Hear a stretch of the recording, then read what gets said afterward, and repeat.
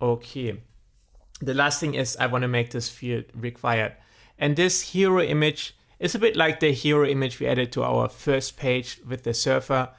It's just every time somebody loads a blog post that we have some image to display on the top of the page. The second thing we want to add is a plain text element. And we shall call this summary.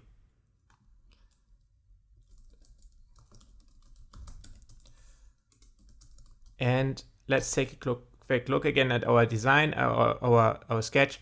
We said we want to have a blog post preview. So for that, we need a summary text.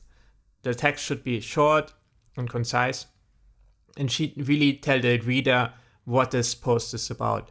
So let's limit it to, we set it to multi-line, but limit it to, let's say, maybe 500 characters.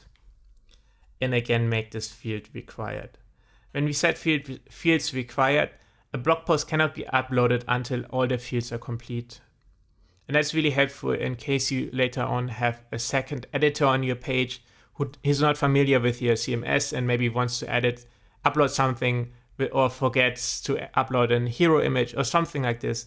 And in this case, we prevent that from happening. Now the third part we want to add is our rich text element itself. And that's going to contain the main post.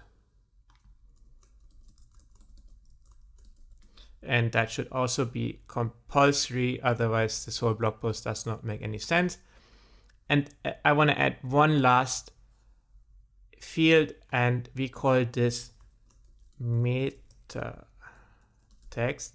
And meta text is a search engine relevant text. This should be limited to around 160 characters. And you will later on see why we need this text. We make use of that when we set up our blog posts search engine optimization. For the moment, you can just ignore that and leave it as is. So let's create this collection and add a blog post. All right, let's get started. First thing to do is add a title.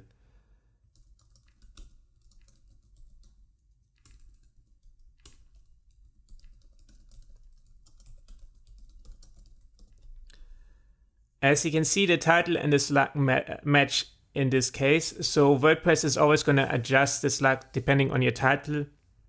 And I'm happy with the way it is. However, you can manually adjust that. And that's going to change the URL under which later on your viewers can reach that blog post directly. The next thing to add is an image, a hero image. Basically very similar to the one we added on our start page. And later on, once we design the blog itself, we will have for each blog post, we will have our own hero image. So I'm just going to upload an image and let Webflow handle that. The next thing we want to add is a summary. The summary is really just a very short pre-written text. I have already pre-written something. I'm just going to copy paste that in, and then let's add a blog post as well. Again, I have pre-written the blog post. It's basically just a lot of lorem ipsum, which doesn't mean anything. It just is there to fill text. And I've just taken a few screenshots just to make it look a bit more complete. Now, the last thing we want to add is the meta text. The meta text is how this page will later on appear on Google. What little preview text will be displayed on Google. And I'm just going to copy this summary text for now. And you might wonder, why then do we have two different fields? Well, later on you might want to have a bit longer summary for your website, or you might want to have a different meta text on Google, and you might want to have a different text appear on Google. That's why you have two different fields. So you can keep them separate if you want to. However, they can also be the same. It's really up to you and up to your needs of your post. Okay, that's it. So the next thing I'm going to hit is create. And that's going to create this post. However, as you can see, it's staged for publishing. Right now, it's not going to be published until we publish the website here. So I'm just going to hit publish to selected domains. And that shouldn't do anything because we haven't designed the blog page itself yet. Just to show you though, to demonstrate, as you can see, the status now changed to published. Okay, that's it for adding a page. That's it for adding a blog post. And I'm just going to add some more blog posts quickly. All right, I've prepared 3 more dummy posts. So in total, we have 4 posts now, and I'm just going to publish them now. Before I publish them, just in case you don't want to prepare your own dummy posts, you might have seen there is an option here before you publish your first post for Webflow to prepare you some dummy posts.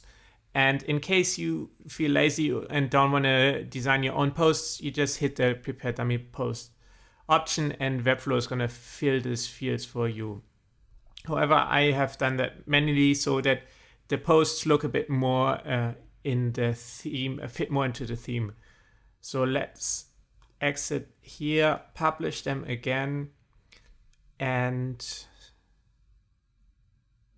there we go. We have them published. Everything is published. And now let's go about and designing actually the post preview section now that we have some posts.